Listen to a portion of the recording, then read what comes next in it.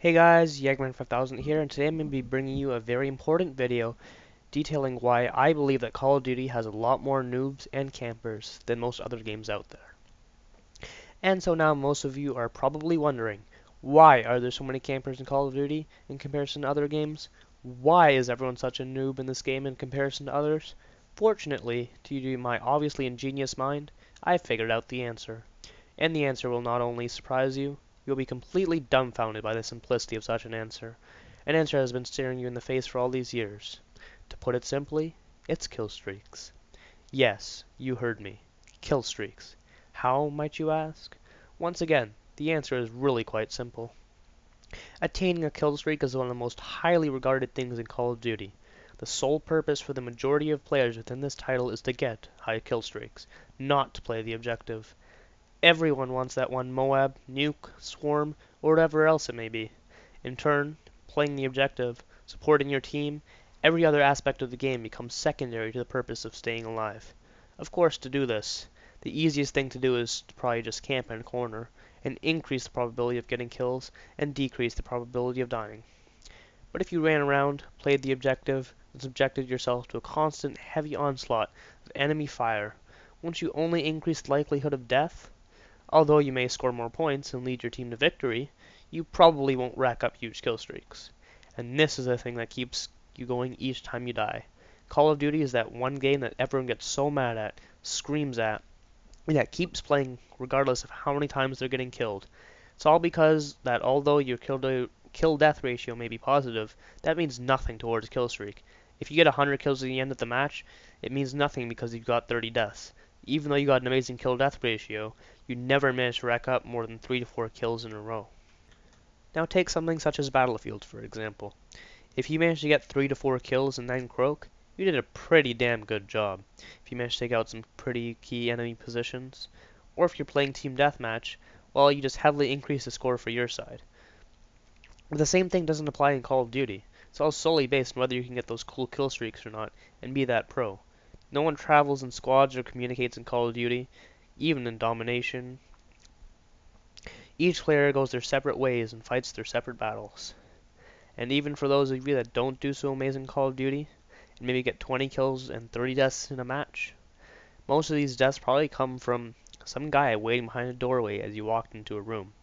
Might just so happen they were trying to rack up a kill streak of their own, and that's why they were camping there. But if they weren't trying to rack up some giant kill streak, they probably wouldn't have been there, and you'd probably still be alive. So even if you're one of the few that isn't huge and jumpy about kill streaks, the fact of the matter is that there's just too many other people that are, and there always will be noobs and campers, and you will always be pissed off when you die because some asshole camping around the corner shoved a gun up your ass, and there's nothing you could do about it. Now, why do you think that the earlier Call of Duties, such as Call of Duty 4 or Call of Duty 5, had fewer noobs and more people willing to play the game properly? Have you ever considered the kill streaks were much lower and of much less use of the newer, more powerful ones? As time goes on, getting a kill streak begins to carry more and more worth behind itself, thus increasing the amount of camping and spraying and other issues.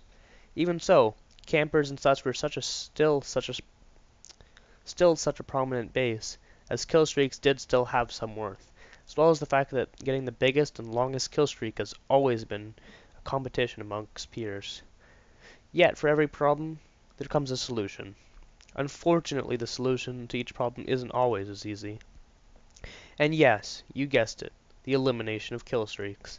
The only problem is, they have been such an integral part of Call of Duty since day one. Taking them out now would cause such a huge public uproar that millions or even billions of dollars of profit would be on the line just to try out something new. And so, that will never happen. Luckily, there is an alternative way to approach this. Remember in Modern Warfare 3, there were assault streaks and support streaks? Assault streaks were the same as kill streaks. You needed consecutive kills without dying. But support streaks were point streaks. You could die as many times as you wanted. The only thing that matters is the amount of XP that you accumulated. Other than that, there's no reason to go into further detail about how they managed this in Modern Warfare 3. The rest is irrelevant. The one thing that we really do need to notice as a community is that Activision inadvertently created a new way to play Call of Duty. What if there were only point streaks, like the support streaks in Modern Warfare 3? and they wouldn't have to be as nerfed as they were in Modern Warfare 3. They could carry just as much power as any other kill streak and any other Call of Duty would. And then how long you stay alive or how many consecutive kills you get would make no difference whatsoever in attaining your point streak. Killing enemies, capturing objectives, getting assists, any form of assisting your team in the end goal of winning the match would work towards getting you your point streak.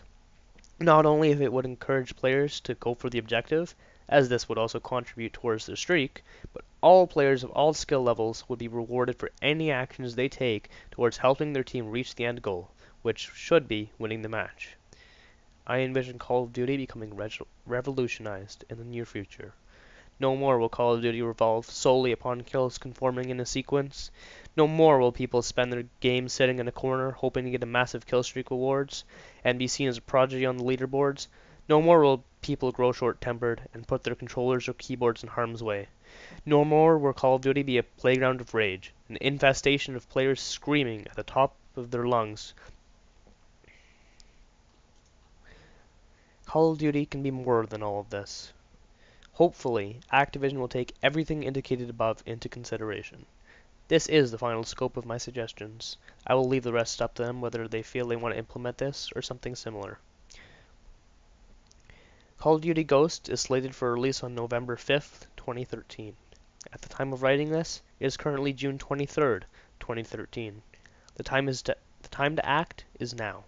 4 months' notice should be more than enough time to make a few simple changes to the game.